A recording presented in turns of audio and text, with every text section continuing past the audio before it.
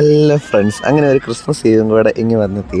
ഏറ്റവും കൂടുതൽ സന്തോഷമുള്ള ദിവസം ക്രിസ്മസ് ഈവാണെന്ന് എനിക്ക് പലപ്പോഴും തോന്നിയിട്ടുണ്ട്, ക്രിസ്മസിനേക്കാൾ.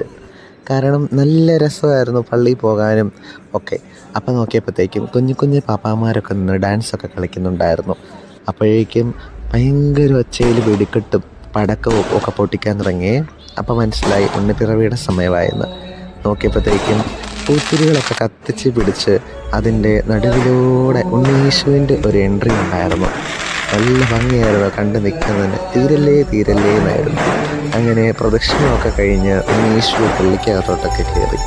ഞങ്ങൾ പിന്നെ കുർബാനയൊക്കെ കണ്ട് കുർബാനയൊക്കെ സ്വീകരിച്ച് അതൊക്കെ പുറത്തിറങ്ങി ഡെക്കറേറ്റ് ചെയ്ത് വെച്ചിരിക്കുന്ന പുൽക്കൂട് കണ്ട്. നമ്മൾ നേരത്തെ കണ്ട മഞ്ഞ് മനുഷ്യൻ്റെ അകത്തായിരുന്നു അവർ പുൽക്കൂട് സെറ്റ് ചെയ്തിരുന്നത്. വൈറ്റ് വിത്ത് സ്കൈ ബ്ലൂ കളറിൽ നല്ലൊരു തീമായിരുന്നു പുൽക്കൂട്. അത് കഴിഞ്ഞ് ഞങ്ങൾ പതുക്കെ പുറത്തിറങ്ങി ആ സ്നോമാനെ ഫുള്ളൊന്ന് വീഡിയോയും ഫോട്ടോയിലൊക്കെ പകർത്തി. നോക്കിയപ്പോഴത്തേക്കും ഒരു ഭീമൻ സ്റ്റാർ ആ സൈഡിൽ നിൽപ്പുണ്ടായിരുന്നു. മാന്നാനം പള്ളിയിൽ പോയവർക്കറിയാം. മാന്നാനം പള്ളിയിൽ പോയവരൊന്ന് കമൻറ്റ് ചെയ്യണേ. പിന്നെ നമ്മൾ പതിവ് പോലെ ഫോട്ടോസും വീഡിയോസും ഒക്കെ എടുത്ത് നമ്മൾ വീട്ടിലെത്തിയപ്പോഴത്തേക്കും നമ്മുടെ ഉണ്ണീശോനെ നമ്മുടെ പുൽക്കൂട്ടിലെടുത്ത് വെച്ച് അങ്ങനെ ഞങ്ങളുടെ വീട്ടിലും ഉണ്ണീശോ പിറന്നു.